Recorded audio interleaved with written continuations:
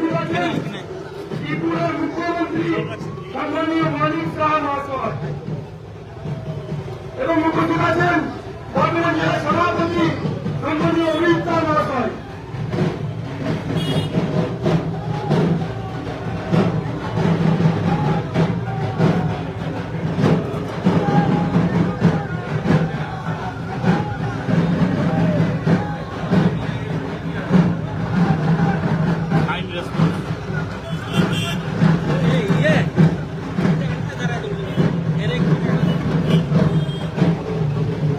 Live দিয়েছিল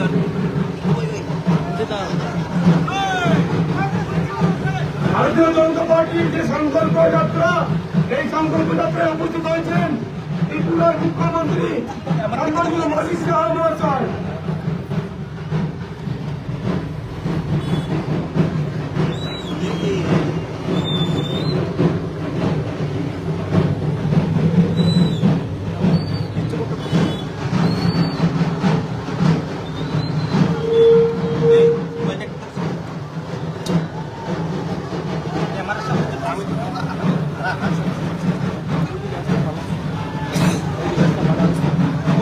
জায়গাটা তুমি দাদা মোবাইল একটু নেন ধরেন মোবাইলটা হ্যাঁ ধরতে পারতাম না, এখানে পাঠিয়ে দিবি। দিকে আইবো আমি একটু দিকে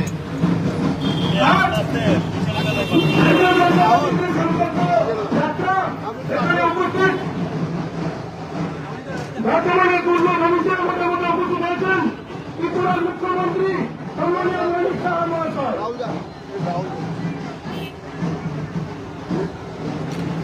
দাদার মোবাইলটা নিয়ে দাও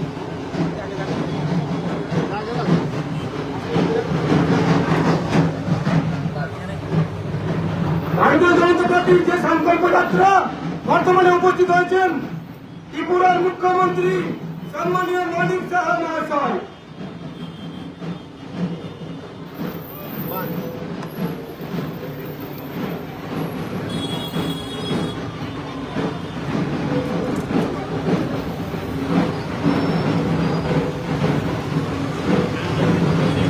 বর্তমানে পূর্ণভূমিতে আমাদের মধ্যে উপস্থিত আছেন ত্রিপুরার মুখ্যমন্ত্রী সম্মানীয় মানিক সাহা মহাশয়।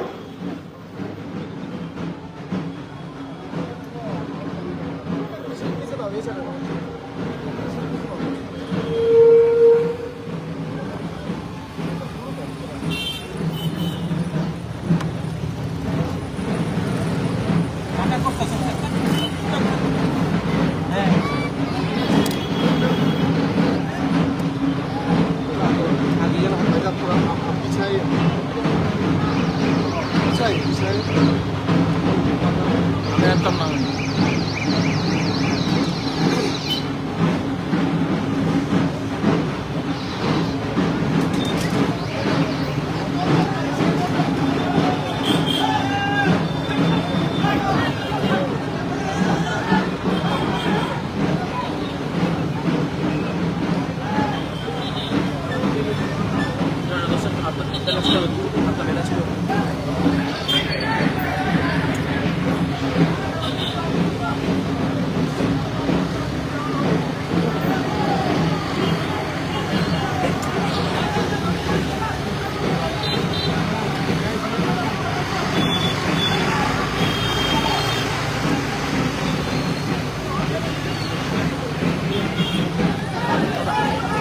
বর্তমানে পূর্ণভূমিতে আমাদের মধ্যে উপস্থিত হয়েছেন ত্রিপুরার মুখ্যমন্ত্রী সম্মানীয় মানিক সাহা মহাশয়। সকল কার্যকর্তাকে অনুরোধ করব সামনে রাস্তাটি ক্লিয়ার করুন।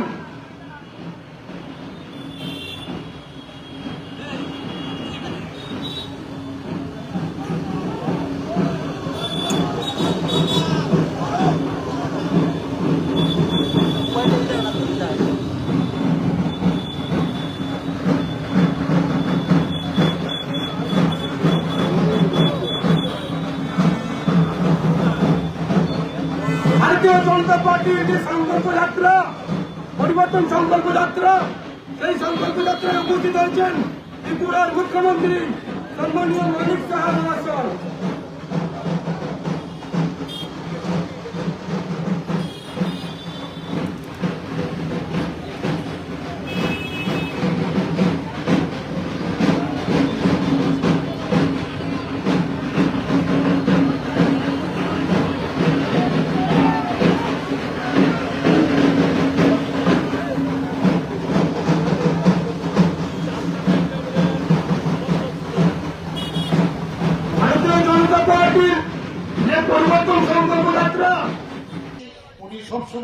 উনি ঘৃণা করেন তাদেরকে।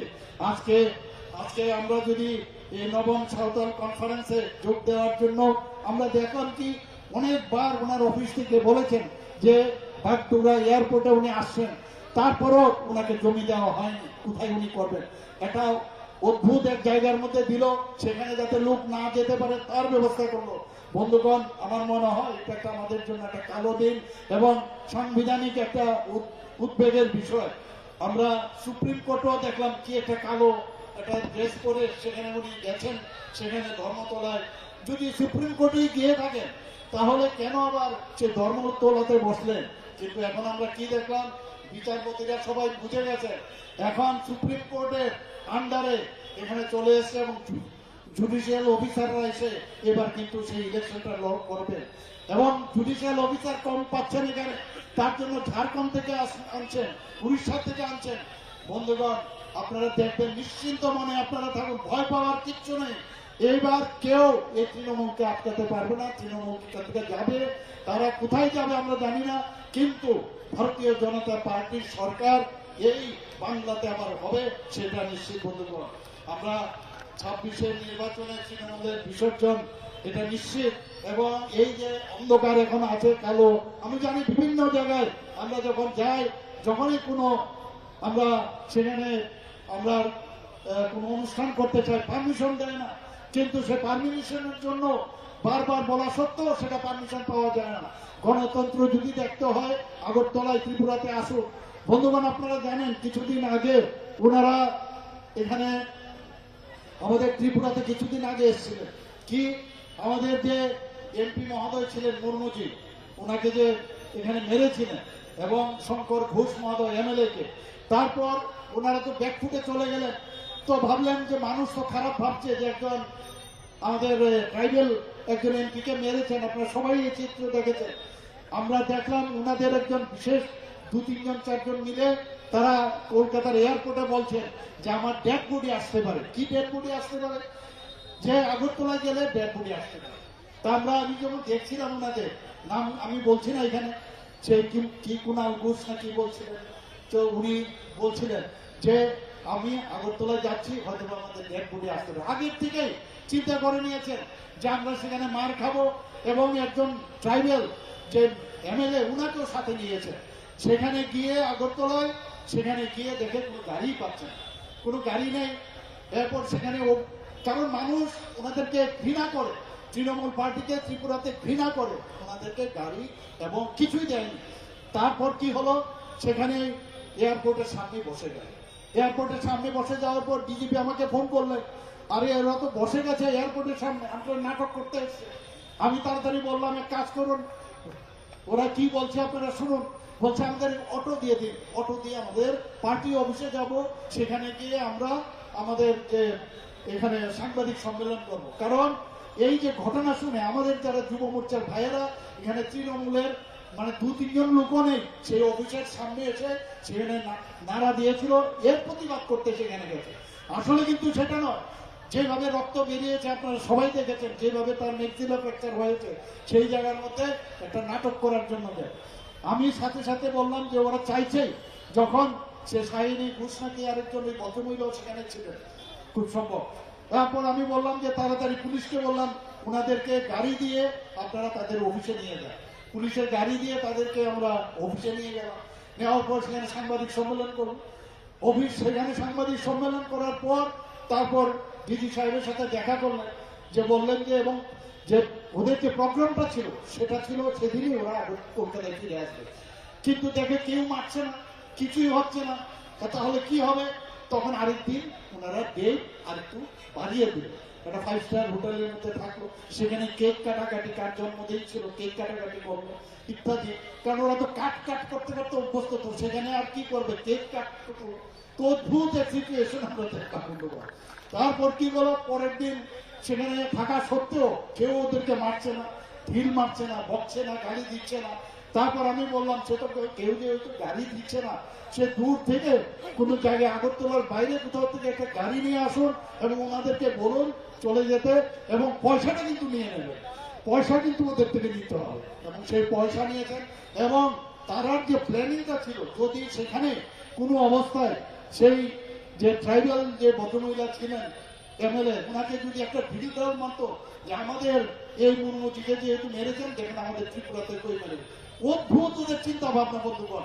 মানে সব সময় ত্রিপুরাতে যখনই যায় তারা এই ধরনের কর্মকাণ্ড করে। কিন্তু বাংলার আমি সমস্ত আপনাদের এখান থেকে সমস্ত বাংলার সমস্ত মানুষকে আমি বলবো, ওদেরকে তাড়ান, ওদেরকে তাড়ান। যদি বাংলাকে আবার আগের মতো একটা সময় ছিল Bengal things today, India things tomorrow, কোথায় গেল ওই দিনগুলো? আপনারা ফিরে নিয়ে আসুন আবার এখানে ল অ্যান্ড অর্ডার সিচুয়েশন ঠিক করুন। আবার যে বাংলার জন্য আমরা গর্ববোধ করি, এত মুনি ঋষিরা এখানে জন্মগ্রহণ করেছেন, তাদের যে পথ আমাদের দেখিয়েছেন, সেই দিকে আমরা যাতে যাই, সেই দিশায় আমরা চলব। বন্ধুগণ, আজকে এখানে আমি আসার পরে আমি দেখলাম যেভাবে এখানে আমরা রাস্তা দিয়ে আসছিলাম, মানুষ কিন্তু আমাদেরকে দেখে ওনার রেসপন্স দিচ্ছে। মানুষ বুঝছে ভারতীয় জনতা পার্টি ছাড়া এই বাংলাকে কেউ বাঁচাতে পারবে না। বন্ধুগণ, এখানে যারা কার্যকর্তারা আছেন আমি সবাইকে ধন্যবাদ দেব। এই যে অসুবিধা সত্ত্বেও আপনারা যেভাবে কাজ করছেন, এই অমানুষদের বিরুদ্ধে আপনারা যেভাবে কাজ করছেন, যেভাবে যুদ্ধ করছেন, সেটাকে ভিতরে পুষে রাখবেন, সেটাকে মনের ভিতর থেকে কোনো অবস্থায় যেতে দেবেন না বন্ধুগণ। সেই জেদটা আপনাদের থাকতে হবে। আগামী দিন আরো বেশি করে আপনারা যাতে আপনারা এই তৃণমূলীদের এগেইনস্টে কাজ করতে পারবেন, সেই আশা রেখে আমি আমার কথা বলা শেষ করছি।